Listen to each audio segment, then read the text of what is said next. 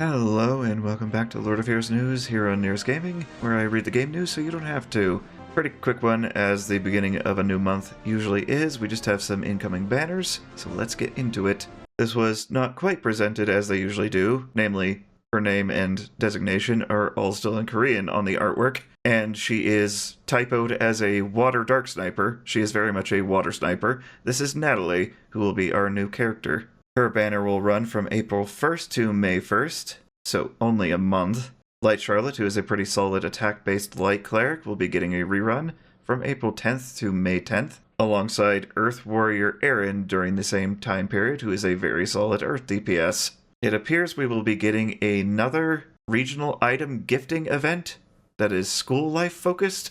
Cessair and Lumi will be giftable from April 1st to April 5th, and Charles III and Ondel from April 5th to April 10th. This will be alongside the typical monthly birthday event.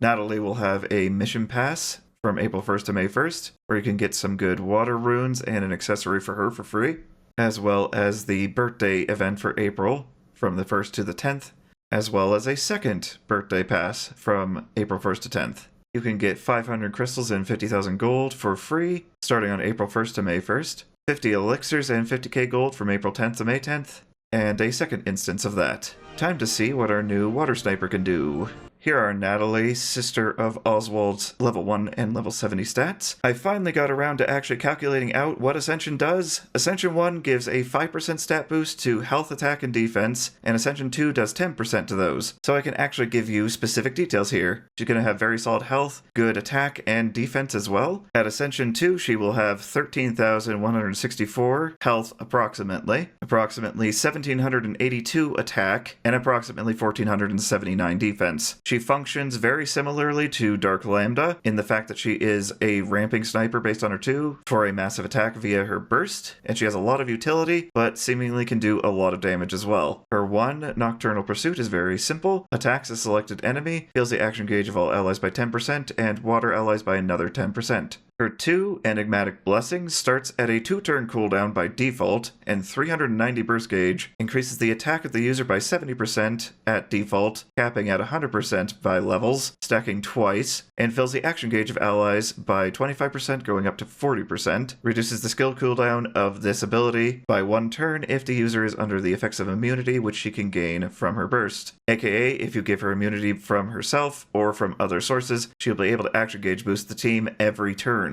as well as providing burst gauge, given she is a sniper. Her burst is quite the wall of text, starts at a spear cost of 3, going down to 2, AoE attack, granting immunity to herself for 1 turn, default of 90% chance, capping at 100% chance to reduce attack, attack strength, critical hit chance, and critical hit damage of the target for 5 turns, aka she can be a debuff driver for exposed weakness. Not to mention the fact that these are 5 turns, compared to the usual 2 or 3 turns, and that they are 100% chance after resistance check compared to the likes of Light Ian and Dark Lyrae. This will also trigger the following effects if there are 2 or more stacks of increased attack on the user, dealing up to 1200% more damage when there are fewer targets, 100% chance to inflict decay, defense, and frostbite on each fire elemental enemy for another 5 turns, so there are 6 debuffs total. It will then remove her stacks of increased attack, which, given she has been granted immunity from this, she will be able to ramp up over the next 2 turns again. She brings immense utility in the form of debuffs. I would like to speculate that she will be doing quite hefty damage,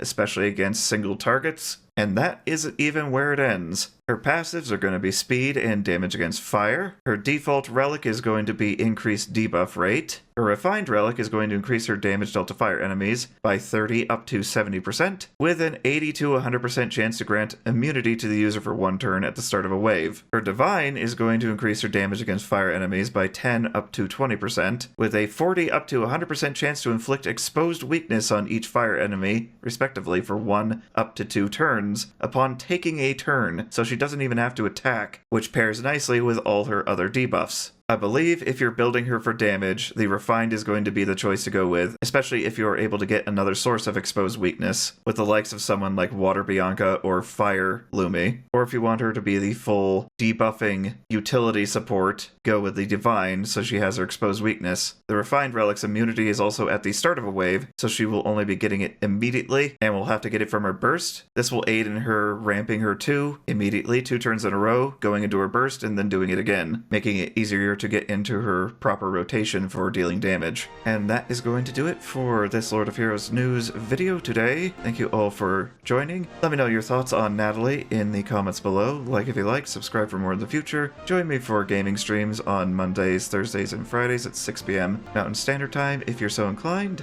and I shall see you in the next one.